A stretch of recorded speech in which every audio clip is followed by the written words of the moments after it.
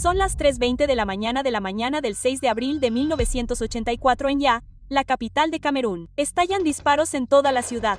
La mayoría de la gente duerme. Luego, el caos. La Guardia Republicana, la unidad de élite que juró proteger al presidente, ha apuntado sus armas contra él.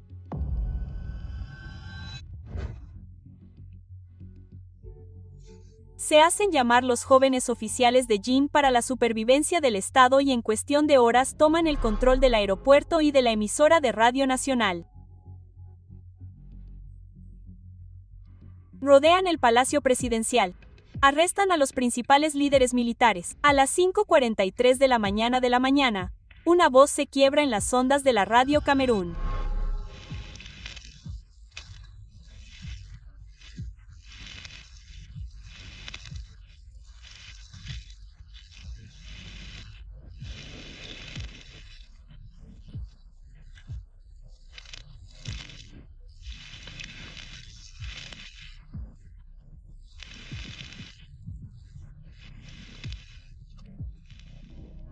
En toda I, la gente se despierta con explosiones y disparos.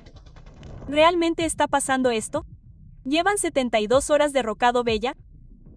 Nadie sabía la respuesta. Esta es la historia del 6 de abril de 1984. El golpe de Estado que casi funciona. Los 3 días de violencia que deberían haber acabado con la presidencia de Paul Biya incluso antes de que empezara. En cambio, se convirtió en el momento que dio forma a uno de los dictadores que más tiempo gobernó en África.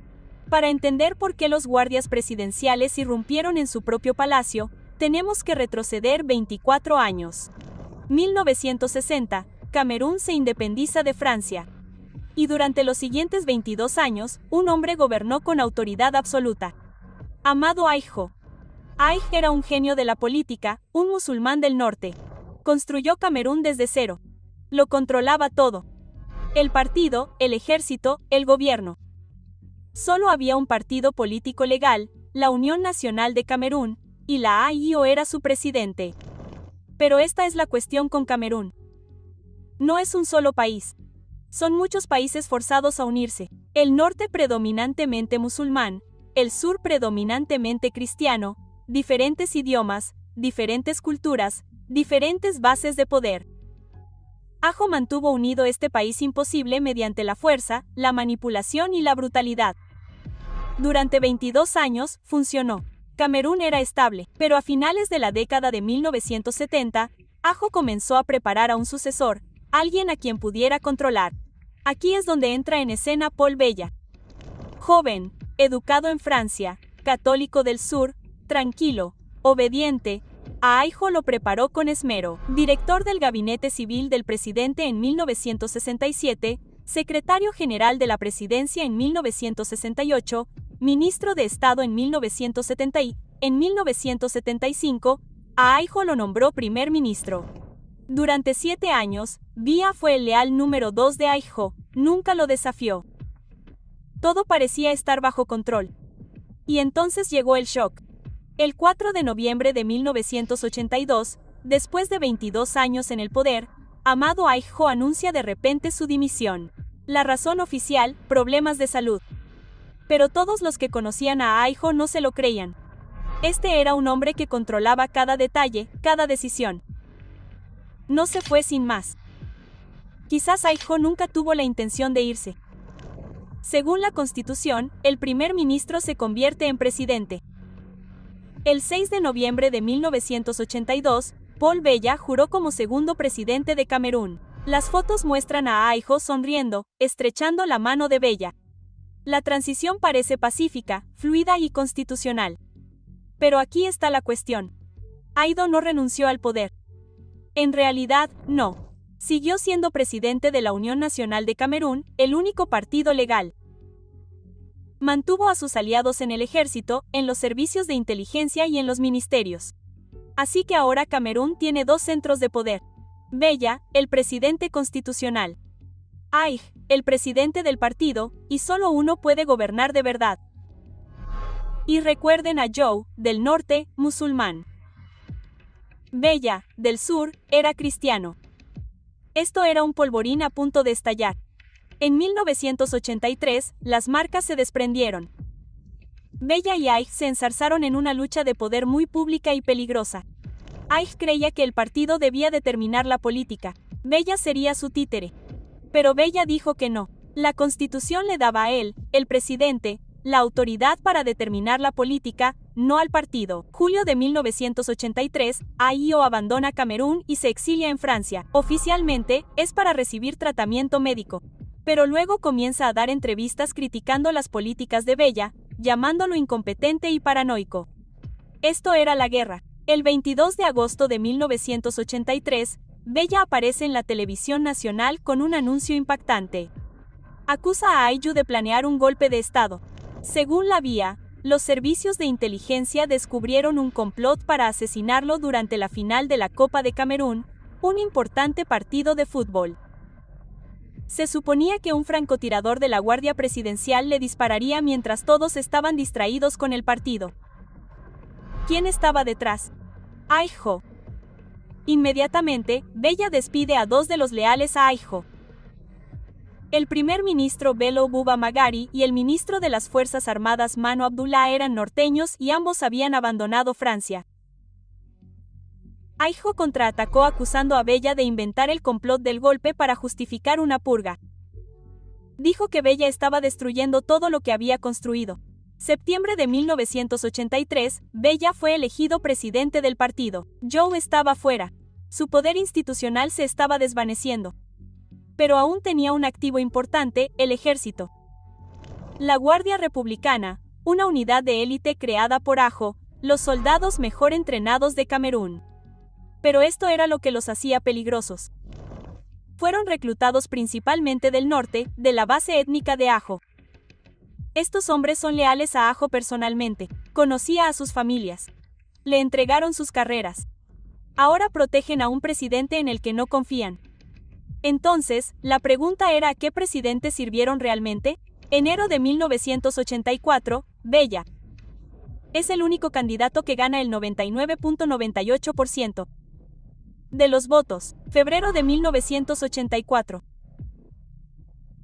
Es juzgado en rebeldía y condenado a muerte. Más tarde se le conmuta la pena por cadena perpetua. Pero piensen en lo que acaba de pasar.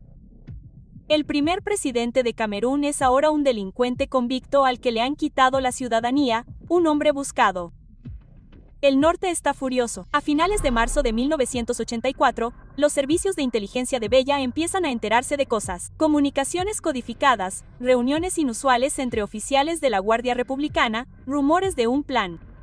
Los detalles son vagos, pero la amenaza es real. Algo se avecina. A principios de abril de 1984, Bella toma una decisión que desencadena la catástrofe que intenta evitar.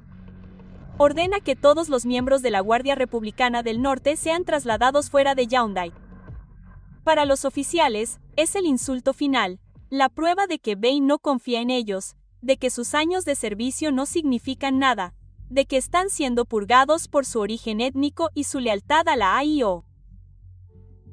Algunos deciden que no tienen nada que perder. 5 de abril de 1984. Un día antes del golpe, Bella evacúa a su mujer y a su hijo en helicóptero hacia la costa y luego al bosque, Edén. Bella sabe que algo se avecina, pero ni siquiera él sabe lo malo que será. 6 de abril de 1984. 3:20 de la mañana a.m. Las unidades de la Guardia Republicana atraviesan la capital dirigidas por el coronel Salah Ibrahim, comandante de la Guardia Republicana. Primer objetivo, el aeropuerto internacional. En 30 minutos, es suya. La capital está sellada. Segundo objetivo, Radio Camerún. La toman sin luchar. Tercer objetivo, edificios gubernamentales clave, cuarteles militares, comisarías de policía, centros de comunicación y, por último, el objetivo principal, el Palacio Presidencial. Dentro cundió el pánico. El jefe de gabinete de Bella recibe llamadas de fanáticos. Un general, Omar Hama, recibe una llamada en la que le preguntan por su posición. Dice que está en su despacho. Minutos después, un tanque bombardea el edificio, pero Hama ya había huido. Sospechaba una trampa. Otro oficial superior, el general Pierre Simey, está en casa cuando empieza el tiroteo. Su casa es objeto de un intenso fuego. 3 balas lo devoran. Pero en lugar de rendirse, saca a su familia por un conducto de aire acondicionado. Luego se cuela entre la multitud, herido y sangrando, y desaparece entre la multitud de fuera. Empieza a organizar la resistencia. Dentro del palacio, Bella está en un búnker a prueba de armas atómicas con suministros para semanas. Un puñado de guardias abogados defiende la entrada. Los superan en número y en armamento. Disparan sus rifles en automático, haciendo que suene como armas pesadas, ametralladoras, quizá incluso artillería. Funciona. Los golpistas creen que el palacio está fuertemente defendido. Dudan. Esa vacilación les costará todo. 5:43 de la mañana a.m.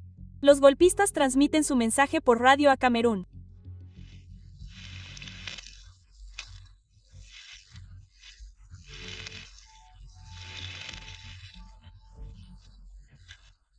Ha tenido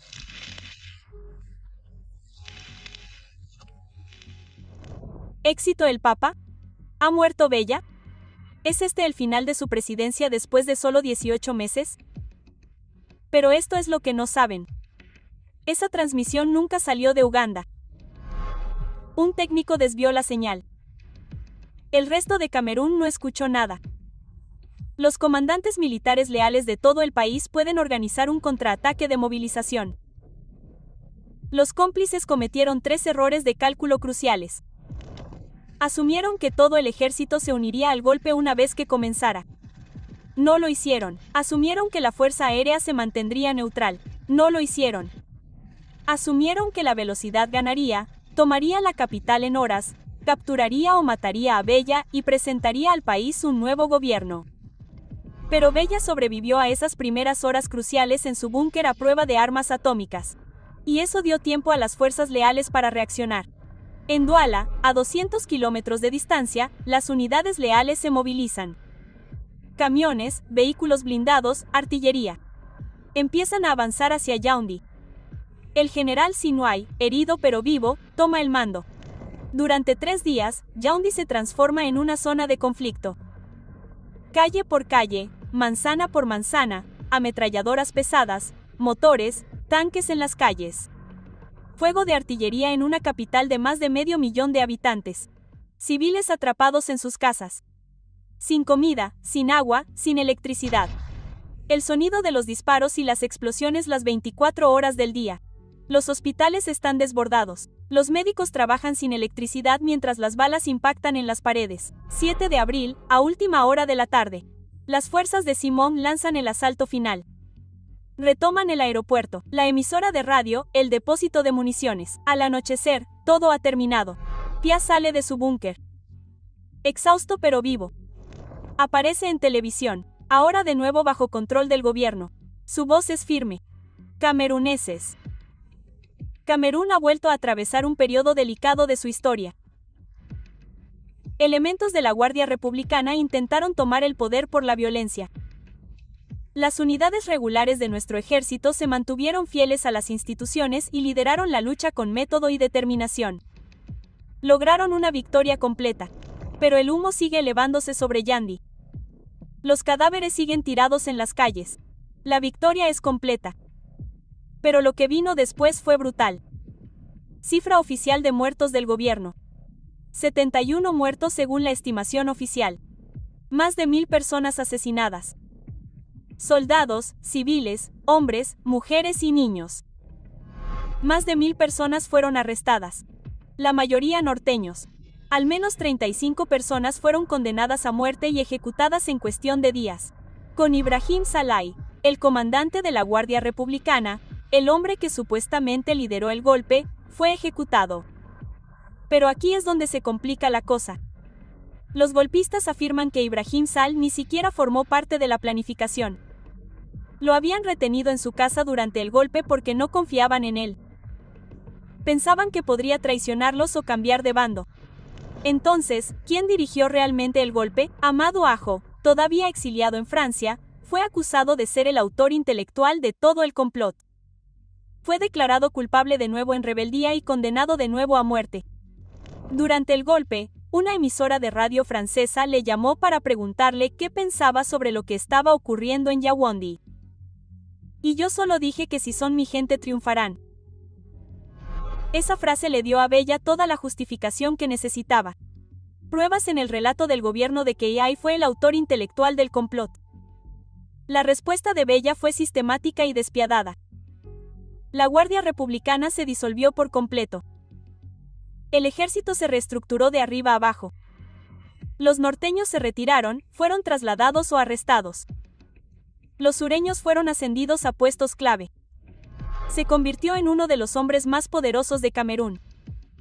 Muchos leales a 1984 siguen en puestos de poder hoy en día porque Paul Bella aprendió una lección crucial esa semana.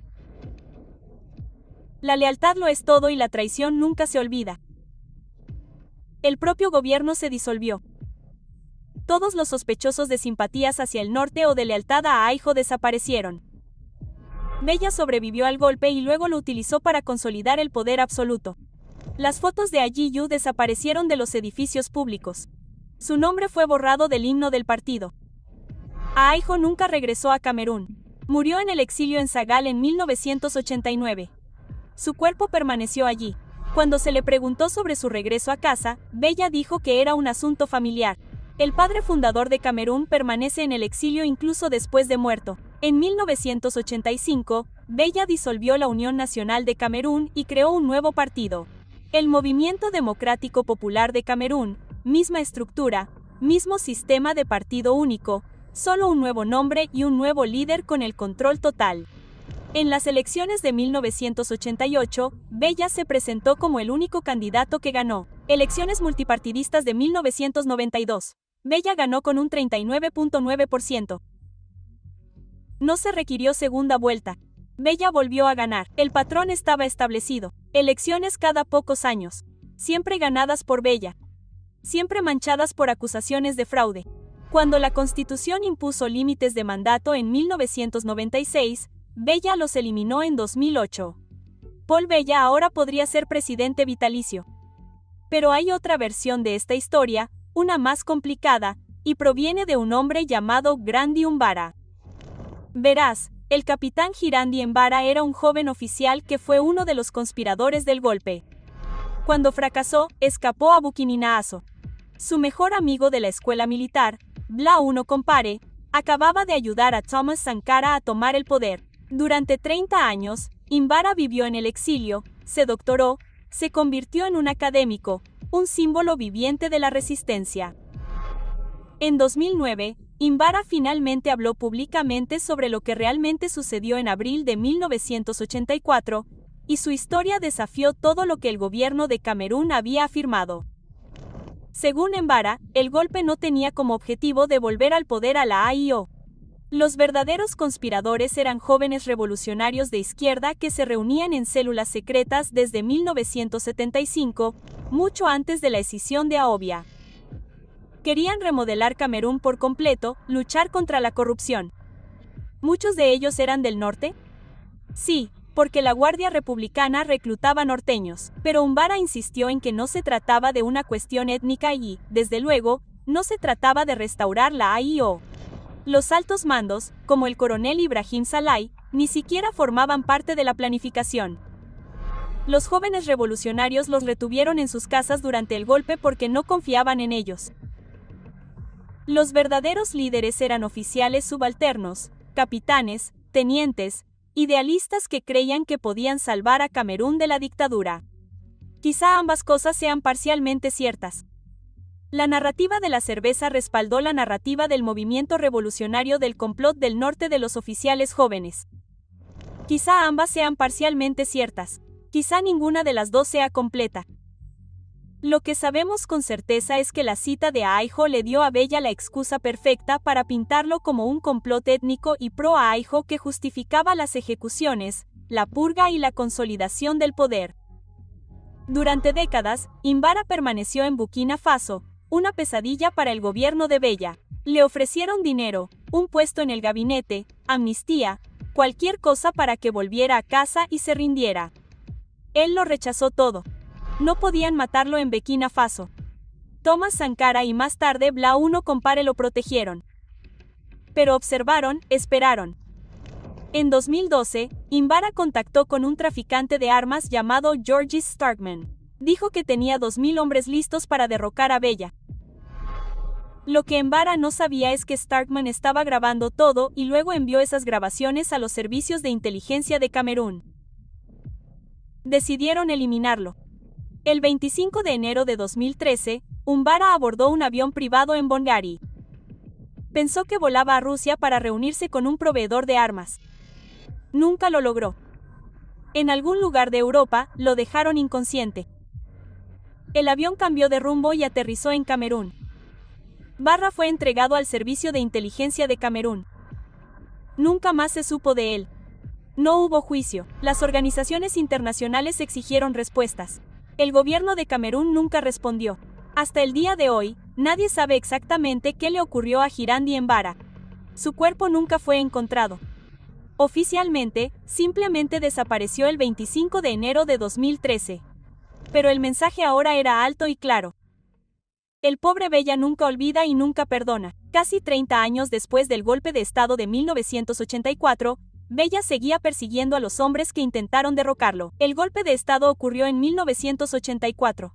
Imbara fue secuestrado en 2013. 29 años, casi 3 décadas. Hoy Paul Bella tiene 92 años.